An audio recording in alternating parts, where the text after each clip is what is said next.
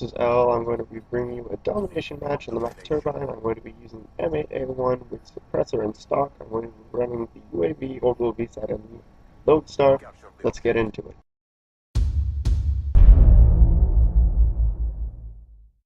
Alright, so to start off, I'm going to try to get these points on A domination, and then I'm going to go right.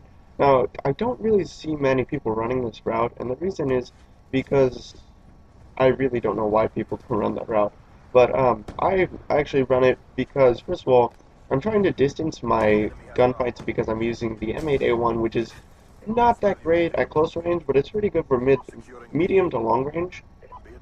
So what I do is I try to force medium to long range. As you can see, I'm actually going to try to get some people coming up this way, but I don't get any traffic, and right there, that was just unfortunate that I didn't pick that up.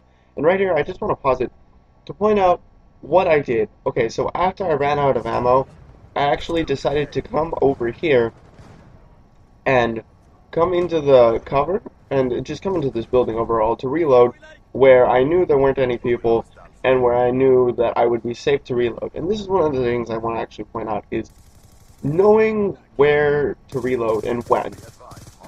Okay, so first of all, knowing when to reload is an important thing. You don't want to reload where you're out in the open or where you don't need to. Because what I find is if you reload unnecessarily, you run the risk of like running into or getting into a gunfight where you're still reloading, and it kind of puts you at a disadvantage because you practically don't have a gun when you're reloading. So that's one of the things you want to know is when to reload and also where to reload. You don't want to reload out in the open. You also don't want to reload when you're coming out of a gunfight or not when you're coming out of a gunfight, but when you're like in the enemy spawn and there's practically nowhere safe to go. You really want to get out of there to reload. And that's an important thing to try to increase your your length of life and just increasing your kill streak length and just all these things. Right here, I get chaos by the Lodestar. I don't know. Right here, I'm actually getting really lucky because I have like little to no ammo. Right there, that guy's aim really sucks. But anyway, going back to the original tangent. Knowing when and where to reload is an important thing, especially when you're trying to get on long kill streaks and do well in the game. So I'm gonna jump back into the gameplay. So right here, actually, I'm trying to, trying to rush the enemy spawn because I do have a suppressed weapon, so it's a lot harder for them to find out where I am. And right here, I actually get really lucky because I really didn't know that they were gonna start spawning there. I know that there's a spawn point there, but I kind of figured they spawned somewhere else. But unfortunately, they literally spawned almost right on top of me. And actually, later on in this gameplay, spoiler alert, I'm going to die because of bad spawns, and that's kind of one of the main complaints overall with Call of Duty games is really, really bad spawns. I find that like overall in most of the COD games, lag overall is like one of the things that is really negative factor of Call of Duty is the lag and the spawns. Another thing is, though, and it's funny because nobody really talks about, balancing out the weapons and stuff like that.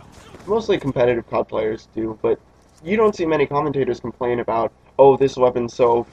No, they're kind of like, okay, this weapon is really good, you should use it more often and try to get gameplays with it. Well, I kind of feel like the game developers are, they're kind of, not demonstrating, but they're addressing issues that, yeah, the community feels, but it isn't as important as lags and spawns. Because if you've noticed, a lot of people complain about lag and spawns, but what people don't really often complain about is, oh, this gun is OP. Yeah, I feel like the game developers should really address things that the community complains more about, or that are bigger things in the community than just, oh, we kind of tried to make this gun more balanced so that it fits well into the game.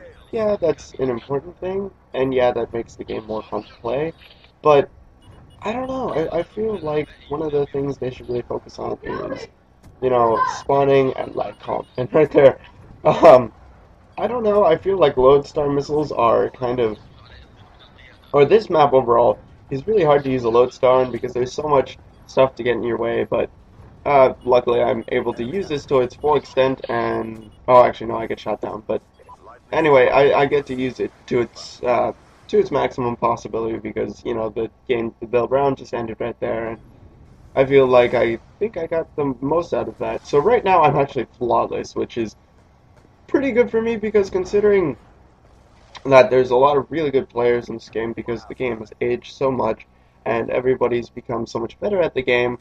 It's also because, you know, when you're playing the game, an important thing is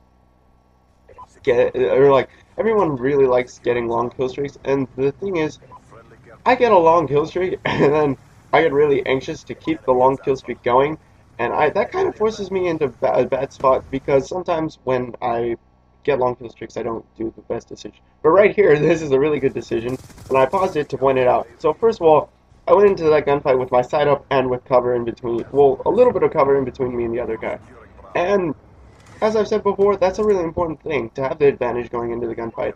And that's kind of how I really lengthened this kill streak. I feel like this is one of the better gameplays I have because I go into almost every gunfight with the advantage or with a slight advantage. Like right here, I went into that gunfight with my sight up and with that rock in between me and the other guy. And I feel like that is what kind of gives me my success in this gameplay.